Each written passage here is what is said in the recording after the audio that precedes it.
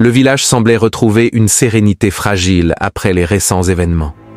Les vagues berçaient les pirogues amarrées sur la plage et le chant des pêcheurs résonnait à l'horizon. Pourtant, Amina savait que ce calme n'était qu'un masque. Chaque nuit, des murmures émergeaient des profondeurs. Ces voix, tantôt mélodieuses, tantôt angoissantes, hantaient ses rêves.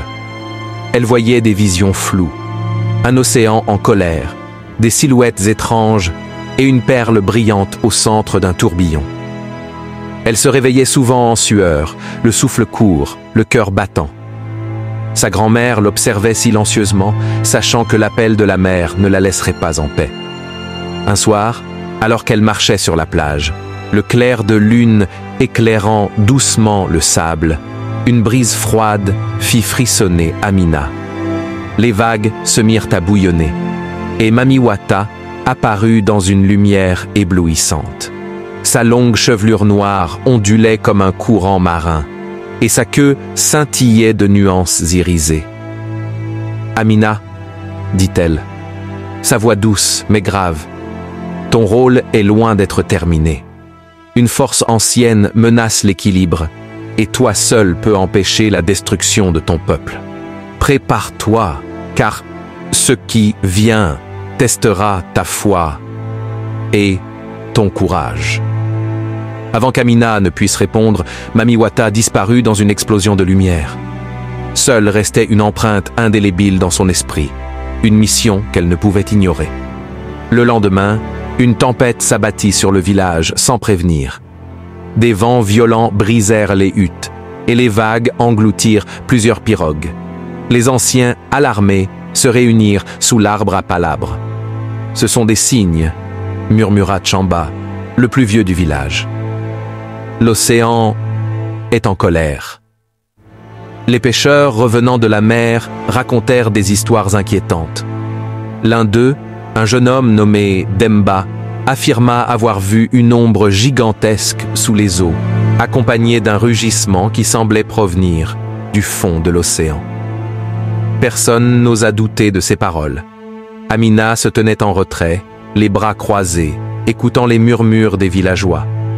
Elle savait que ces événements étaient liés à l'avertissement de Mami Wata.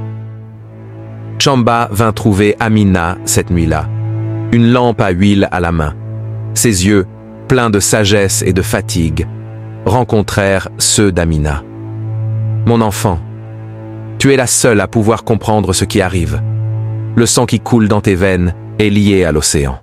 Si tu n'agis pas, nous risquons de tout perdre. » Amina sentit le poids des paroles de l'ancien. Elle voulait fuir cette responsabilité, mais elle savait qu'elle ne pouvait pas tourner le dos à son devoir. Le lendemain, alors que le soleil se levait à peine, un immense voilier apparut à l'horizon. Les villageois se rassemblèrent sur la plage pour accueillir les étrangers. À leur tête se trouvait Bako, un homme grand et charismatique, vêtu de riches tissus exotiques.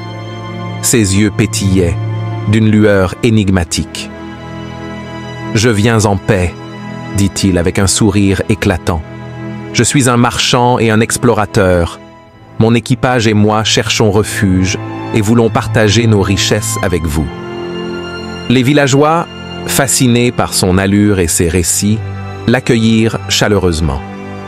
Mais Amina resta méfiante. Il y avait quelque chose dans son regard qui la troublait. Bako passa ses jours à raconter des histoires captivantes sur ses voyages. Une légende en particulier attira l'attention des jeunes hommes du village, celle de l'œil de la tempête, un artefact ancien caché sous l'océan. On dit que cet artefact contrôle les mers, expliqua-t-il. Ceux qui le possèdent peuvent apaiser ou déchaîner les océans à leur guise. Les jeunes hommes furent fascinés, mais Amina sentit un frisson d'avertissement parcourir son corps. Elle se tourna vers Chamba, espérant un soutien, mais même les anciens semblaient hypnotisés par les promesses de Bako. Alors que le village plongeait dans l'excitation des recherches sous-marines, Amina rêva à nouveau de Mami Wata. Cette fois, la sirène paraissait inquiète. « L'œil de la tempête est protégé par une force ancienne, dit-elle. Si Bako ou quelqu'un d'autre le touche, Cela réveillera une entité qui pourrait détruire tout ce que tu chéris. » Amina se réveilla en sursaut, le cœur battant. Elle savait qu'elle devait empêcher Bako à tout prix. Mais comment lutter contre son influence sur le village? Guidée par Mami Wata, Amina plongea dans les profondeurs de l'océan pour atteindre le sanctuaire de l'huile de la tempête. L'eau était glaciale et la lumière du soleil s'évanouissait peu à peu. Entourée de coraux phosphorescents et de créatures étranges, elle sentit le poids de la mission peser sur ses épaules. Lorsqu'elle atteignit la grotte sous-marine, elle trouva Bako et ses hommes déjà présents. Ils avaient la fois brisé une partie du sceau sacré. Avant qu'Amina ne puisse intervenir, un rugissement retentit. Une immense créature, mi-homme, mi-monstre, émergea de l'ombre. Le gardien des abysses, furieux, lança une vague colossale qui balaya les hommes de Bako. Amina, protégée par une aura de Mami Wata, réussit à rester debout. Amina, tremblante mais déterminée, s'avança vers le gardien. Elle récita une ancienne prière apprise de sa grand-mère, appelant à la paix entre les esprits et les humains. Le gardien s'arrêta, observant la jeune femme avec curiosité. « Ton cœur est pur, dit-il enfin. Tu as gagné le droit de restaurer l'équilibre. » De retour au village, Amina plaça l'œil de la tempête dans un sanctuaire sacré. Bako, honteux, quitta le village. Les villageois, reconnaissants, promirent de respecter à nouveau les traditions. Mami Wata apparut une dernière fois pour bénir Amina, la déclarant protectrice éternelle des mers.